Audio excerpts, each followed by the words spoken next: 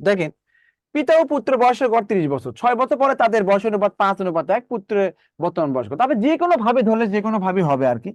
দেখেন, পিতা পুত্রের বয়সের গড় 30 বছর, তার মানে কত এ বলেন তো? এই পিতা এবং হচ্ছে পুত্র, হ্যাঁ, এটাকে যোগ করে 2 দিয়ে ভাগ করলে কত হবে? 30 হবে। তাহলে ভেঙে ভেঙে লিখেছি আমি। তাহলে অতএব পিতা প্লাস পুত্র যোগ করলে কত হবে? 60 হবে না? 60 হবে। তো দুইটি সংখ্যার যোগফল 60, আমি কিন্তু এগুলো বলে দিচ্ছি। তাহলে একটা সংখ্যা যদি x, আরেকটা কত 60 মানে 6।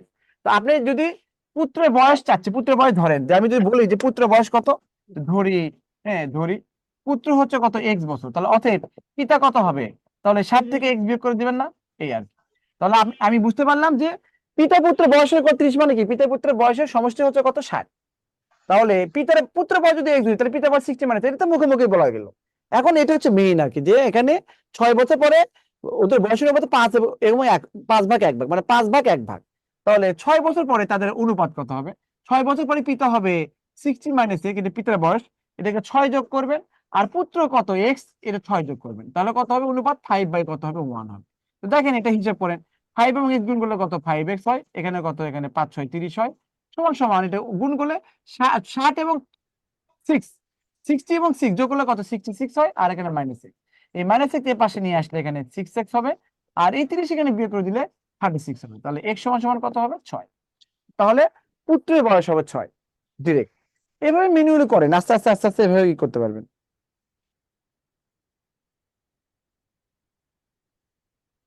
আমার কমোডে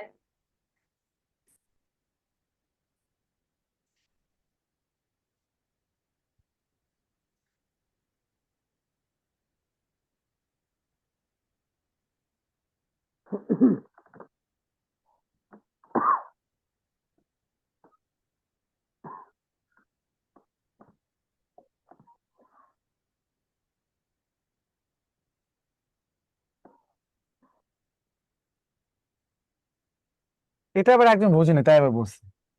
দেখেন, পিতা এবং পুত্রের বয়সের গড় যে 30 হয়, মানে আপনার বয়স এবং আপনার বাবার বয়সের গড় যে 30 হয়, তাহলে দুইজনে মিলে যোগ করলে 60 হবে। বুঝতে পেরেছেন? এই কারণ পিতা এবং দেখে দেখে ভেঙে ভেঙে লিখছি, ভেঙে ভেঙে লিখছি। যদি পুত্রের বয়স যদি এক্স ধরলে বলছে পুত্রের বয়স কত, পুত্রের বর্তমান বয়স তুমি এক্স ধরি, তাহলে পিতার বর্তমান বয়স কত হবে? 60 মাইনাস এক্স হবে, তাই হবে না? আপনার কাছে, আপনার এবং আমার কাছে 10 টাকা আছে, আমার কাছে 3 টাকা থাকে, আপনার কাছে কত হবে? 10 - 3 মানে কি 60 টাকা হবে। বুঝতে পারছেন? তো দুটো মিলে 60, তাহলে একটা যদি এক্স, আরেকটা মানে 60 মাইনাস এক্স। বলছে যে 6 বছর পরে অনুপাত হবে এত, তো 6 বছর পরে কি পিতা এত বছর, 6 বছর পরে 6 যোগ করেন, পুত্র এত বছর, 6 বছর পরে 6 যোগ করেন, তাহলে এটা অনুপাত হবে। এটা ক্যালকুলেশন করলে এক্স এর মান 6 হয়ে যায়, এই তো।